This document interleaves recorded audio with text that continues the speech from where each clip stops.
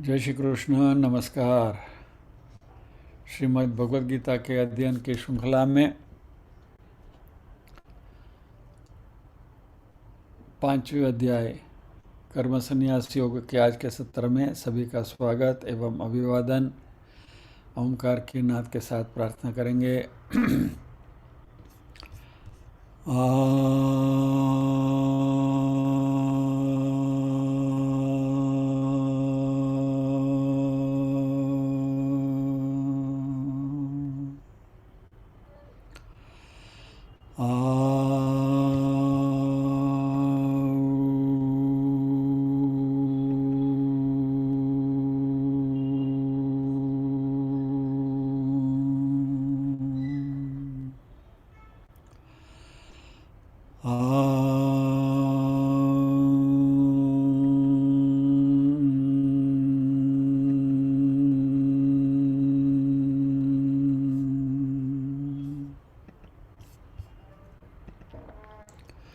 वक्रतुंड महाकाय सूर्यकोटिसमप्रभ निर्विघ्नं कुरु मे देव सर्वकार्येषु सर्वदा। या कुन्देन्दुतुषारहारधवला या शुभ्रवस्त्रावृता या वीणावरदण्डमण्डितकरा या श्वेतपद्मासना या ब्रह्माच्युतशङ्करप्रभृतिभिर्देवैः सदा वन्दिता।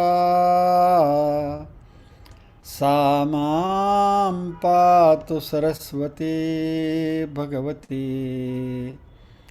निःशेषजाड्यापहा।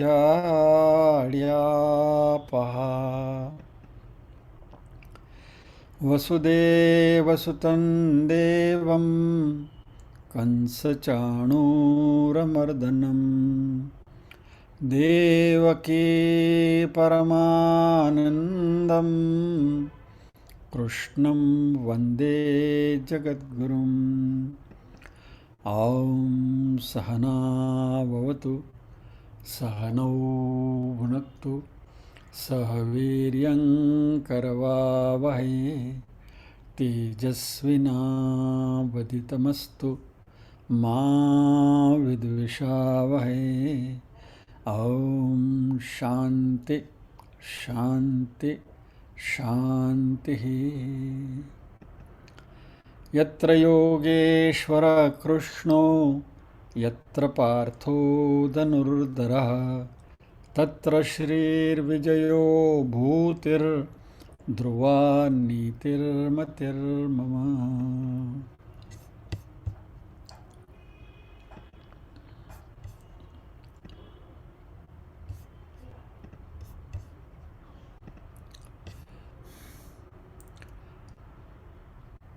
पारायण के लिए आज एक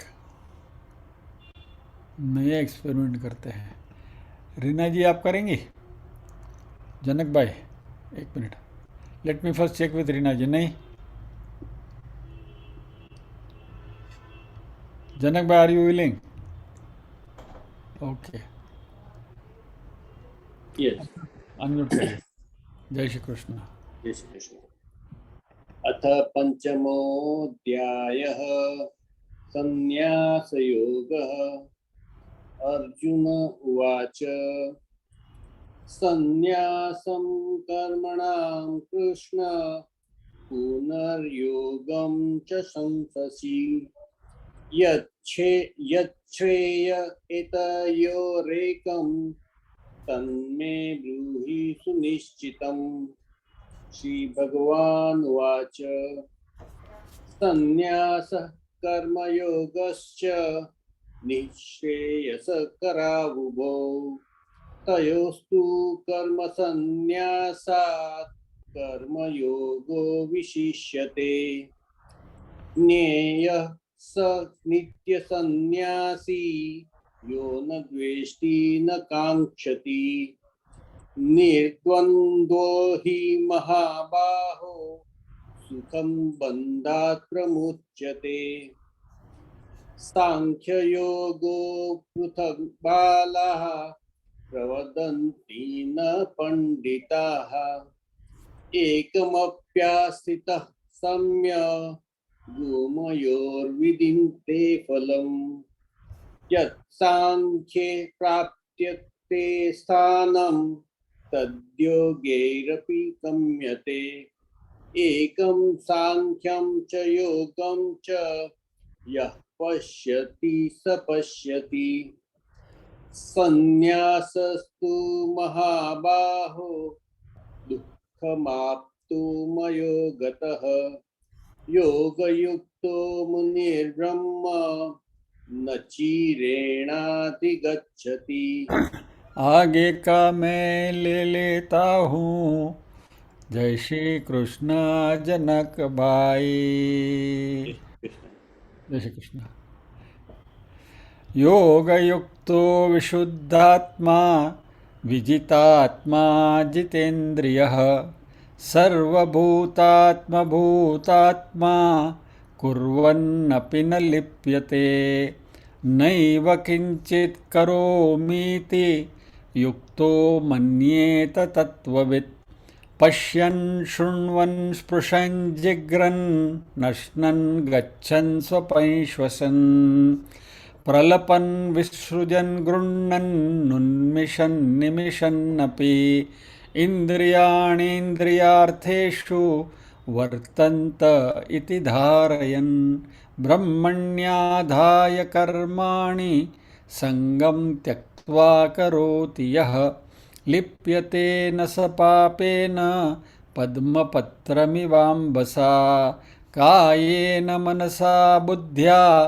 केवलैरिन्द्रियैरपि योगिनः कर्म कुर्वन्ति सङ्गं त्यक्त्वात्मशुद्धये युक्तः कर्मफलं त्यक्त्वा शान्तिमाप्नोति नैष्ठिकीम् अयुक्तः कामकारेण फले सक्तो निबध्यते सर्वकर्माणि मनसा सन्न्यस्यास्ते सुखं वशी नवद्वारे पुरे देहि नैव कुर्वन्न कारयन् न कर्तृत्वं न कर्माणि लोकस्य सृजति प्रभुः न कर्मफलसंयोगं स्वभावस्तु प्रवर्तते नादत्ते कस्यचित् पापं न चैवं सुकृतं विभुः अज्ञानेनावृतं ज्ञानं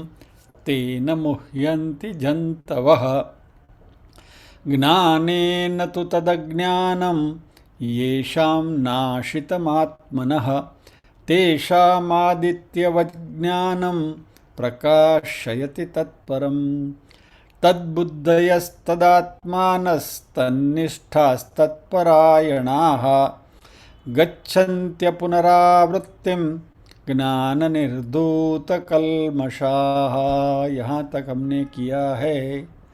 आज हम अगले श्लोक में प्रवेश करेंगे।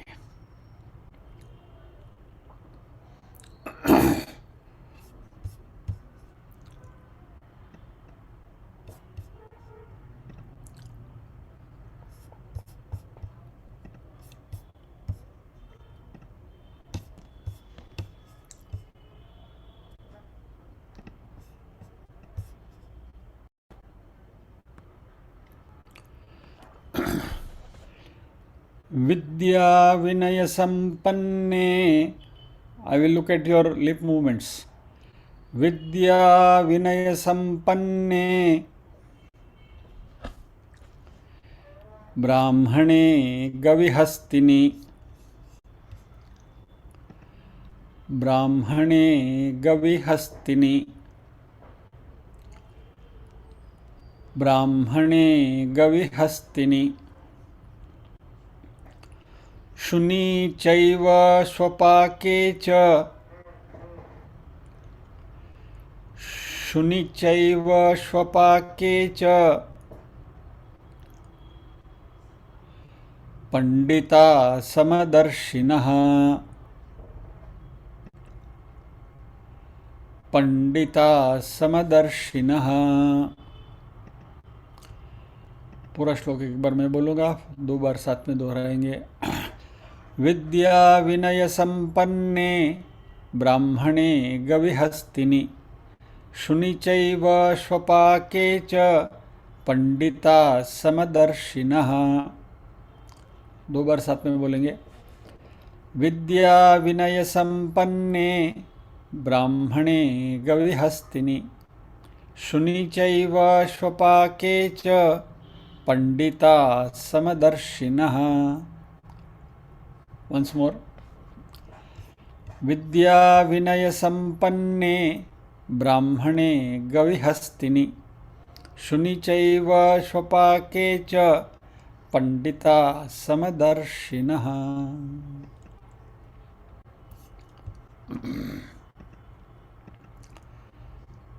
वैसे ग्रामेटिकली बहुत सरल श्लोक है, इसमें सप्तमी विभक्ति का प्रयोग हुआ है। विद्या विनय संपन्ने, विद्या और विनय दोनों की प्राप्ति होने पर क्या होता है? ब्राह्मणे गवि हस्तिनि शुनि च एव श्वपाके च पंडितः समदर्शिनः। तो ब्राह्मणे सप्तमी विभक्ति ब्राह्मण की, गौ की सप्तमी विभक्ति गवि, हस्ति की हस्तिनी, शुनि, श्वपाके, इन सब में जो समदर्शी है पंडित, पंडित यानी पंडाह यस्य स अस्ति स पंडितः। पंडाह यानी कि बुद्धिमत्ता, ज्ञान जिनके पास है उसको पंडित कहा जाता है। तो जब ये पंडित लोग, जानकार लोग में विद्या और विनय भी आता है, तब ये पंडित लोग समदर्शी हो जाते हैं। समदर्शी यानी ब्राह्मण में, गाय में, हाथी में, कुत्ते में और चांडाल में सभी के प्रति वो समदर्शी है, सभी को एक ही तरीके से देखता है। अभी ये आपको हमें थोड़ा अचरज तो होगा कि ब्राह्मण कहाँ, गाय कहाँ, हाथी कहाँ, कुत्ता कहाँ और चांडाल कहाँ। चांडाल यानी कुत्ते को मार के खाने वाला चांडाल, श्वपाके, श्वपाके यानी श्वपाकः यानी चांडाल। ये सभी को पंडित जन जो है वो समदृष्टि से देखते हैं। लुक्स वियर्ड, ऐसा कैसा हो सकता है? हाउ कैन यू बी समदर्शी विथ ऑल ऑफ देम?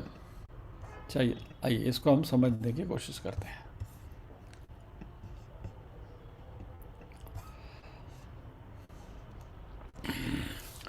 तो यहां जैसे आपको बताया 2 विशेषण दिए गए हैं, विद्यायुक्त और विनयुक्त पंडित, यानी जो विद्वान भी है और विनम्र है।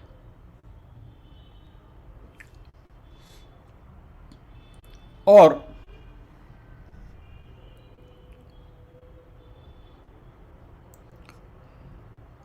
ये परिपूर्णता की निशानी है, यानी विद्वत्ता भी है, उसमें विनम्रता भी है। ये सभी गुण जब साथ में आता है तब अपने आप पूर्णता का एहसास होता है, और जहाँ पूर्णता का एहसास होता है वहाँ अभिमान नहीं रहता। ये समझने जैसी बात है। This is a very psychological aspect of our personality.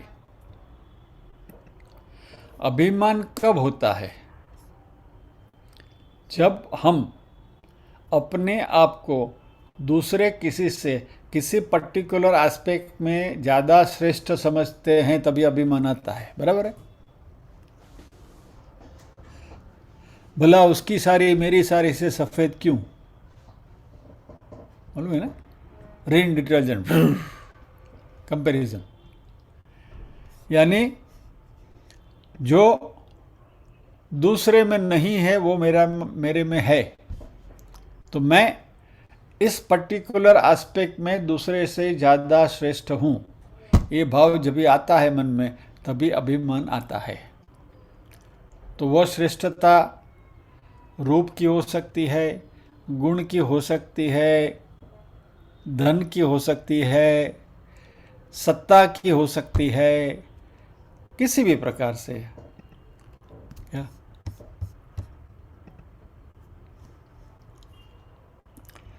कोई बोलेगा कि भाई आज तो मंछाबेन के घर से ऊंधिया आया था, बहुत अच्छा था। अरे मंछुડીને હું આવડે, એના કરતાં તો ઊંધિયું મને વધારે સારું આવડે છે, બસ એના કરતાં મને વધારે સારું આવડે છે, એટલે અભિમાન આવી ગયું। बराबर। सो और जब भी किसी भी कला में या तो ज्ञान में निपुणता आती है, उसके साथ यदि विनम्रता भी आती है, क्या अरे वाह મંચુબેનનું ઊંધિયું બહુ સારું બને છે, તો ચાલો મને જઈને પૂછું બેન તમે કેમ બનાવો છો, મને શીખવાડો ને। तो अभिमान पिघल जाएगा, नम्रता आएगी, और नम्रता आएगी तो और ज्ञान मिलेगा, और नया तरीका ऊंधिया बनाने को सीखने को मिलेगा। We will be receptive. कहने का तात्पर्य क्या है कि ये जो अहंकार है वह हमारी प्रगति के लिए बहुत बड़ा हर्डल है, गतिरोधक है। इसलिए यह अहंकार चला गया, विनय आया, तो पूर्णता का भाव आता है, और जहाँ पूर्णता है वहाँ अभिमान नहीं है, क्योंकि मुझे अपनी श्रेष्ठता किसी के सामने साबित करने की ज़रूरत नहीं है। नाउ यहाँ जो 5 एंटिटीज बताई है, ब्राह्मण, चांडाल, गाय, हाथी और कुत्ते, इसमें व्यवहार में हम समानता नहीं रख सकते, उनके साथ व्यवहार में विषमता होगी ही होगी। मान लीजिए कि कोई विद्वान ब्राह्मण है, तो आप उसको सम्मान करेंगे, उसका सम्मान करेंगे, उसकी पूजा करेंगे, बराबर, उसके चरण स्पर्श भी करेंगे यदि विद्वान है तो। लेकिन चांडाल का चरण स्पर्श आप नहीं करोगे, राइट? तो व्यवहार में दोनों के प्रति समता आप नहीं दिखा सकते, हालांकि भगवान ने यह कहा है कि सभी में समता होनी चाहिए। अच्छा, गाय का दूध पी सकते हैं, कुतिया का दूध नहीं पी सकते। कुत्ते और गाय में समता की बात करी है, तो you can not treat them equally. गाय को तो हम गौ माता समझते हैं, क्या? तो कुत्ते की पूजा जैसे गाय की पूजा होती है वैसे नहीं हो सकती। कुत्ते की पूजा डंडे से होती है।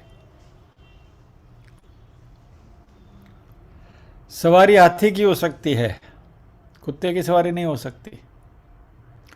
तो इनमें व्यवहार में असमता होगी ही होगी, लेकिन जो विद्या और विनय से संपन्न जो महापुरुष है, वह व्यवहार में भले ही उनसे विषमता रखें, लेकिन उन सब में एक ही परमात्मा को, एक ही आत्म तत्व को देखता है, इसलिए उसके मन में इन सब के प्रति समता है।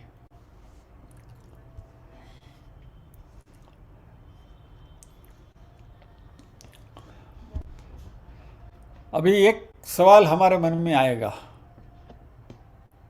कि यदि हम सब में समता देखने की कोशिश करें, सब में परमात्मा देखने की कोशिश करें, तो फिर उनके साथ विषम व्यवहार कैसे करेंगे? यदि मैं ब्राह्मण में परमात्मा का दर्शन करता हूँ और कुत्ते में भी वही परमात्मा का दर्शन करता हूँ, तो जैसे ब्राह्मण का सम्मान करता हूँ वैसे कुत्ते का भी सम्मान करूँगा। फिर व्यवहार में विषमता कैसे आएगी? दृष्टि से यदि हमारे मन में उनके प्रति समानता है तो व्यवहार में विषमता कैसे लाएंगे? उसका बहुत सुंदर उत्तर रामसुखदास जी देते हैं कि अपने शरीर के जितने सारे अंग उपांग हैं उन सब के प्रति हमारी दृष्टि समान है। बराबर है? मान लीजिए कि हम कहीं जा रहे हैं, लोग बैठे हुए हैं सत्संग में, और वहाँ से हम निकले, किसी को अपना पैर छू गया तो सीधे हम उसकी क्षमा प्रार्थना करते हैं। लेकिन किसी को थोड़ा हाथ लग गया तो हम इतनी दरकार नहीं करेंगे। यानी पैर से किसी को छू लिया तो हम फौरन उसको ऐसे नमस्कार करते हैं, जो भी कुछ करते हैं, और चलते चलते थोड़ा हाथ लग गया तो ठीक है, निकल जाते हैं। तो हमारे ही दोनों अंग हैं, पैर भी हमारा है, हाथ भी हमारा है, लेकिन पैर के साथ जो व्यवहार हम करते हैं वही व्यवहार हम हाथ के साथ नहीं करते, या वैसे वर्षा। बराबर? चंदन या तो टीका लगाना है तो यहाँ भाल में लगाएंगे, बराबर है? नीचे पगना गोठण में तिलक न कराय। कपाळ पण આપણું જ છે ને ગોઠણ પણ આપણો જ છે, लेकिन जो चीज़ जहाँ शोभा देती है वहीं उसकी शोभा है या तो मर्यादा है। बराबर? तो ये विषमता तो रहती ही है। तो हमारे अंग उपांगों में भी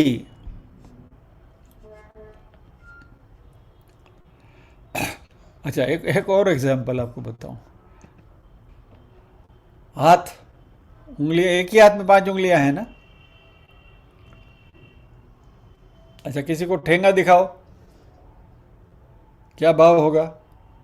किसी को ये उंगली दिखाओ, क्या भाव होगा? और किसी को ये उंगली दिखाओ तो क्या भाव होगा? बराबर है? तो एक ही हाथ की 5 उंगलियों में भी विविधता है, तो इसमें हम समानता नहीं बरत सकते। जो काम के लिए जिस उंगली का प्रयोग करना है वही काम के लिए वो उंगली का प्रयोग होगा। और जब भी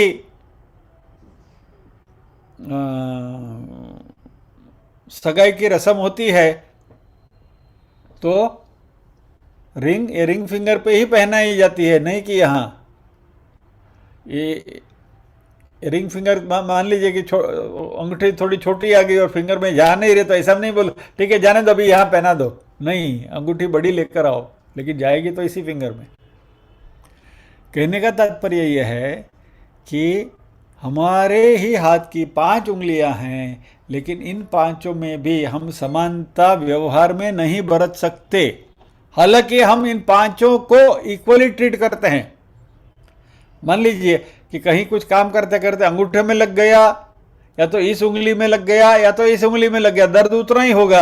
और पाटापिंडी पर बधानी पर सरखी रीते ज करशुं, पछी एम नहीं कहे आनी पर नानो पाटो बंधो, नानी पर मोटो पाटो बंधो, इसकी दवाई ज्यादा करो, इसकी दवाई कम करो, नहीं। We treat them all 5 fingers equally, but every finger has a different utility. इस तरीके से सभी में व्यवहार में भेद होता है, लेकिन आत्मीयता में भेद नहीं होता।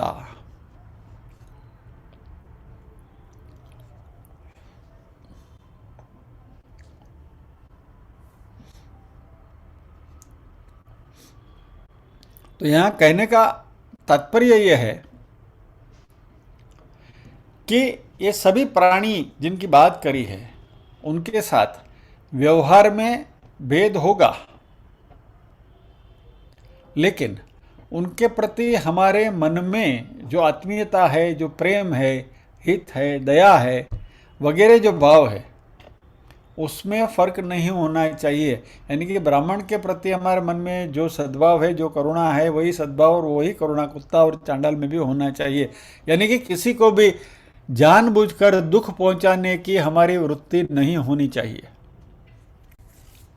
यानी ये जो पंडित लोग हैं उनके अंतःकरण में किसी प्रकार का राग, द्वेष, ममता, आसक्ति, अभिमान, पक्षपात नहीं होता।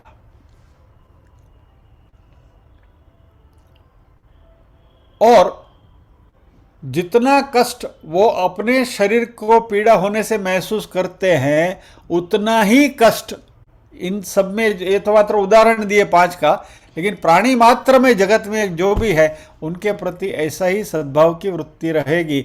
हमें अपने को चोट लगने से जितना दुख होता है, उतना ही दुख किसी और को भी चोट लगने से हमें होना चाहिए। और इसीलिए यहाँ भगवान ने इन सब महापुरुषों को समदर्शी कहा है, समवर्ती नहीं कहा है। समदर्शी न शब्द का प्रयोग किया है, यानी दृष्टि सिमिलर है, वर्तन सिमिलर नहीं है। एक श्लोक आगे भी आने वाला है, तो उसकी बात करेंगे।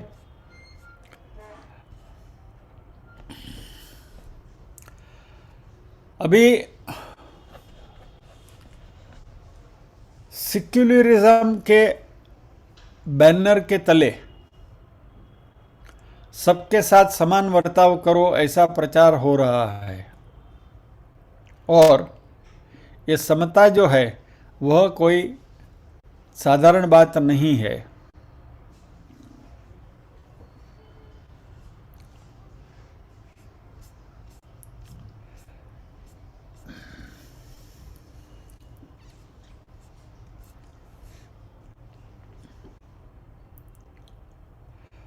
और इसमें ऐसा है, जब तक हमारे मन में अपने सुख की लालसा है, स्वार्थ बुद्धि है, आई मस्ट बी कंफर्टेबल, मेरा कंफर्ट जो है सर्वोपरि है, यह लालसा जब तक रहेगी तब तक समता नहीं आएगी।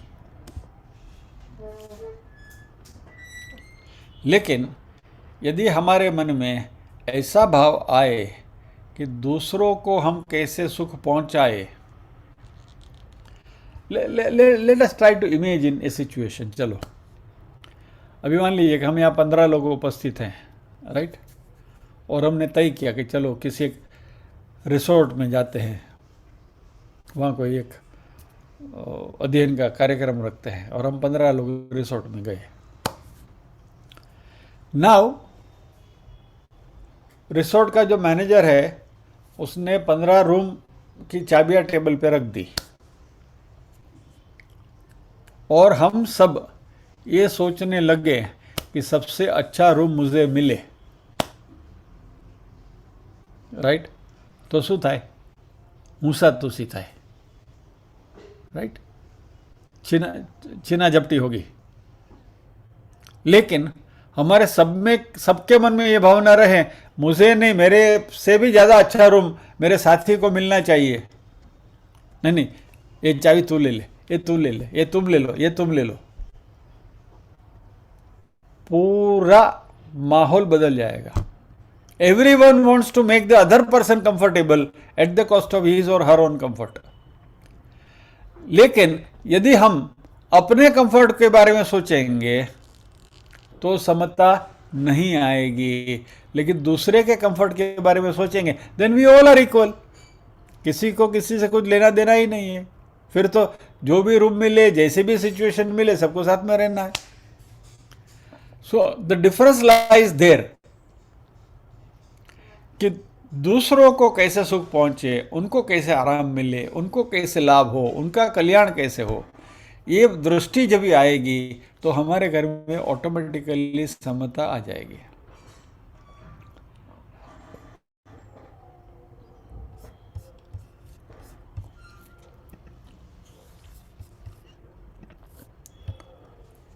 मान लीजिए घर में 5 मेंबर हैं,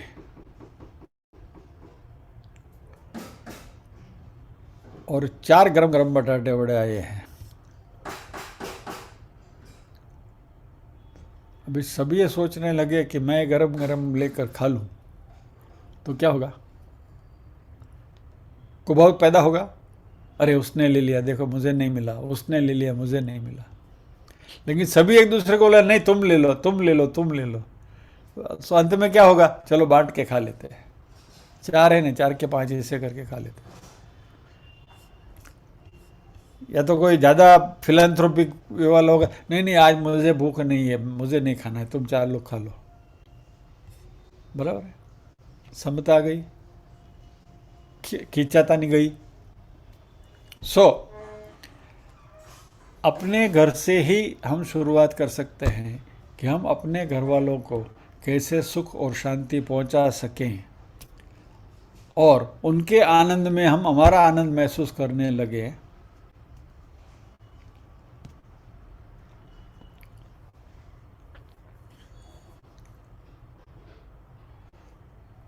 या तो राम सुखदास जी ने बहुत अच्छी बात करी है, जहां हमारी ममता नहीं है वहां सुख पहुंचाएं। Listen to this very carefully. जहां हमारी ममता नहीं है वहां सुख पहुंचाए, या तो जहां हम ममता पूर्वक सुख पहुंचाने की चेष्टा करते हैं वहां से ममता को हटा ले तो समता आएगी। समझिए, जहां हमारी ममता न हो वहां हम सुख पहुंचाने की कोशिश करें, यानी कि we try to make the strangers happy, क्योंकि स्ट्रेंजर्स में हमारी कोई ममता नहीं है, we have no attachment with the stranger, और इनको हम सुख पहुंचाने की कोशिश करें। या तो अपनों को स्ट्रेंजर्स के कंपैरिजन में अपनों को ज्यादा सुख मिले, वो अपने का भाव उसमें से निकाल लो तो भी समता आ जाएगी। Then you will start treating your own people like strangers. तो जहां ममता नहीं है वहां सुख पहुंचाओ, या तो जहां ममता पूर्वक सुख पहुंचाते हैं उसमें से ममता को निकाल दो। दोनों बातों का परिणाम एक ही होगा कि समता आ जाएगी।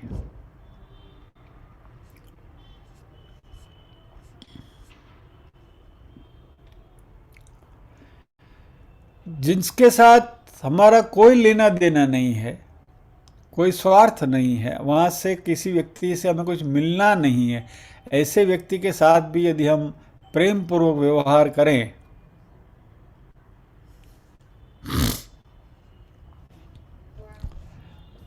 मालूम है गांव में जब हम जाते हैं कहीं और रास्ता भूल जाते हैं या तो रास्ता किसी से पूछते हैं तो गांव वाले कितने प्रेम से हमको रास्ता दिखाते हैं, अरे भाई यहाँ से ऐसे चले जाओ, आगे से चौकड़ी आएगी, यहाँ से लेफ्ट टर्न ले लो, वहाँ से करो। और कोई कोई अति उत्साही लोग तो ऐसे चलो मैं बैठ जाता हूँ, आपको लेके जाता हूँ, और वो आपकी गाड़ी में बैठ जाएगा और आपके गंतव्य स्थान डेस्टिनेशन जो स्थान आप पूछ रहे वहाँ तक आपको पहुँचा के नीचे उतर के ए राम राम करके वो निकल जाता है। लेकिन जब भी वो ए राम राम करते हैं तभी उनके चेहरे के ऊपर की खुशी देखी आपने, कोई प्रयोजन नहीं है, just he wants to make you healthy, rather he wants to make you happy और he wants to help you. तो ऐसे माहौल में हमारे हृदय में प्रत्यक्ष सुख की अनुभूति होगी, शांति मिलेगी। लेकिन यही सिचुएशन में मान लीजिए कि किसी ने मस्ती करना ठान लिया और आपको गलत रास्ते बताने लगे, इधर नहीं उधर जाओ, उधर नहीं उधर जाओ, और मज़े ले रहे हैं, तो फिर कितना क्लेश होगा। They will not be happy. क्या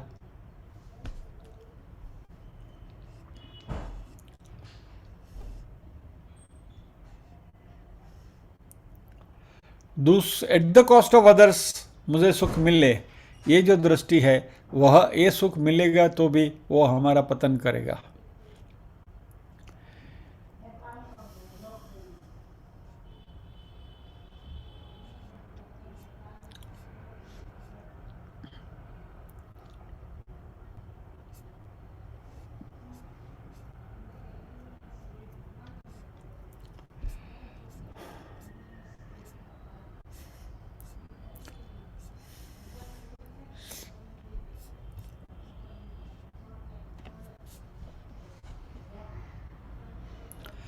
अभी जो मैंने सेक्युलरिज्म की बात मैंने शुरू करी थी और वापस थोड़ा डाइग्रेस हो गए। समता का अर्थ सभी के साथ समान रीति से बर्ताव करना नहीं हो सकता है, जिसके दुष्परिणाम अभी हम भुगत रहे हैं, खास करके रिजर्वेशन की पॉलिसी की वजह से, कि जो लायक भी नहीं है उनको आपने बिठा दिया, और फिर क्या होगा। Actually I was reading somewhere कि आज से 5-10 साल के बाद आपको कॉम्पिटेंट डॉक्टर मिलना मुश्किल हो जाएगा, क्योंकि जिनकी कोई क्षमता नहीं है, मेरिट नहीं है, उन सबको आपने रिजर्वेशन के बेसिस पे एडमिशन दे दिया। अब ये डॉक्टर बन के क्या सीखेंगे और आपकी क्या ट्रीटमेंट करेंगे, वो तो समय ही बताएगा। किसी ने अच्छी बात करी थी कि अभी एक लेजिस्लेशन और लाना चाहिए कि हमारे जितने भी मिनिस्टर्स हैं, एमएलए हैं, एमपीज हैं, उन सबको कंपलसरी रिजर्वेशन वाले डॉक्टर के पास से ट्रीटमेंट करवानी चाहिए, तो मज़ा आएगा, तो फिर समता हो जाएगी, समदृष्टि। क्या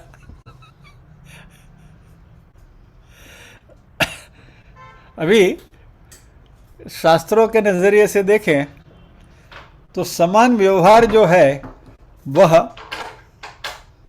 समवर्ती एक ही एंटिटी है इस जगत में, और वो है यमराजा।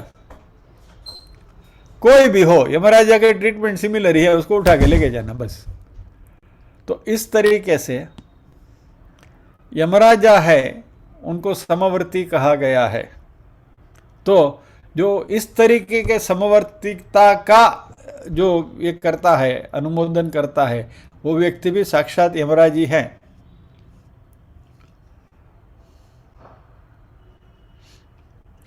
वैसे पशुओं में भी समान वर्ताव पाया जाता है। कुत्ते की हम बात कर रहे हैं, तो कुत्ता दौड़ के आता है तो आपके घर में ऐसे ही चला आएगा, और कोई पैर पैर धो के नहीं आता। ब्राह्मण के घर में जाएगा तो भी ऐसे ही जाएगा, और चांडाल के घर में जाएगा तो भी वैसे ही जाएगा। For him it doesn't make any difference where it is going. क्या तो इस तरीके की यदि समता लाने की कोशिश करेंगे तो या तो हम यमराज बन जाएंगे या तो पशु बन जाएंगे।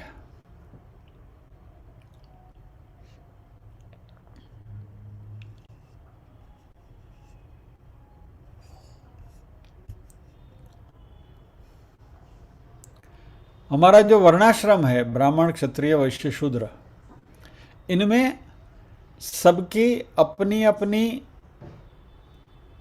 ड्यूटीज या तो अपने अपने फर्ज तय किए गए हैं कि भाई ब्राह्मण है तो उनका अध्ययन अध्यापन का उनका धर्म है।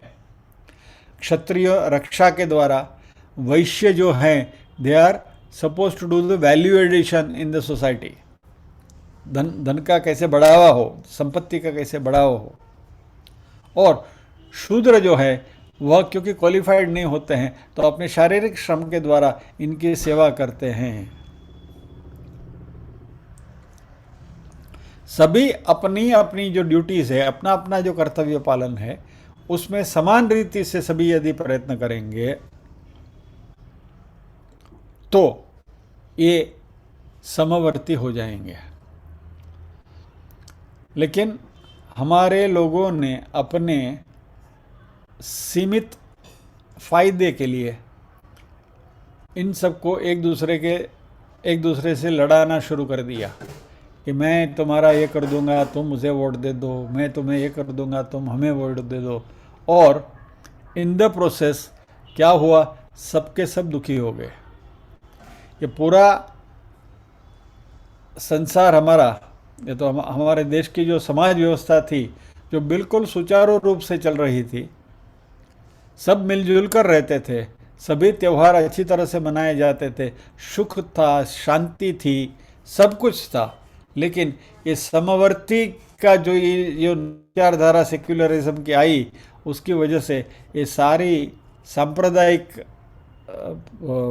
मारामारी शुरू हो गई, और ये पक्षपात होने की वजह से ये सारी सिस्टम बिगड़ के ख़त्म हो गई।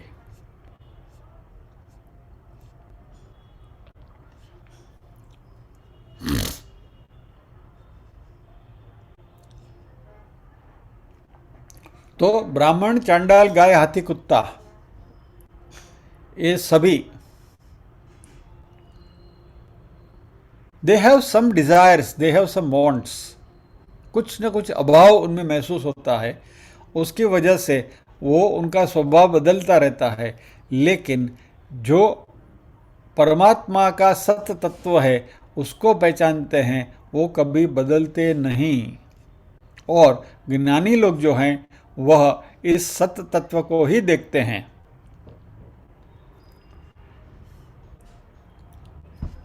रेत, बालू जिसको हम बोलते हैं सैंड, उसके अंदर आप शक्कर मिला दो, चींटी जाएगी तो चींटी उसमें से शक्कर का दाना चुन के निकल जाएगी और रेत के दाने को छुएगी नहीं। इसी तरह जो समदर्शी है वह इस सारे संसार में जो परमात्मा तत्व रूप जो शक्कर का दाना है उसको पकड़ लेगा, बाकी को छुएगा नहीं। तो इन सब में उनकी दृष्टि सम रहती है। व्यवहार सम नहीं हो सकता, वो विषम हो सकता है, डिपेंडिंग अपॉन जिनकी जैसी योग्यता। इस प्रकार का उनका व्यवहार रहता है।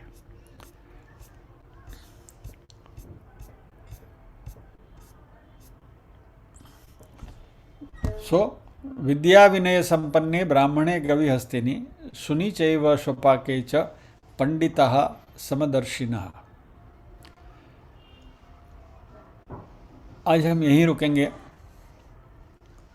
शायद इसके बारे में और भी कुछ बातें करनी हैं। I do not know how much to elaborate on this. Basically जो प्रिंसिपल है वो हमने देख लिया कि एक्चुअली ये श्लोक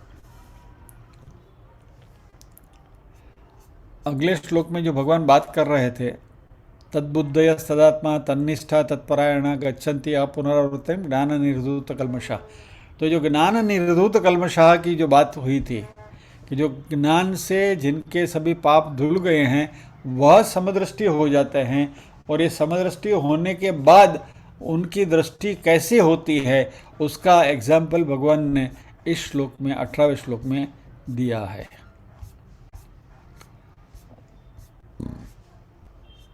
so with this will pause here. प्रार्थना करेंगे।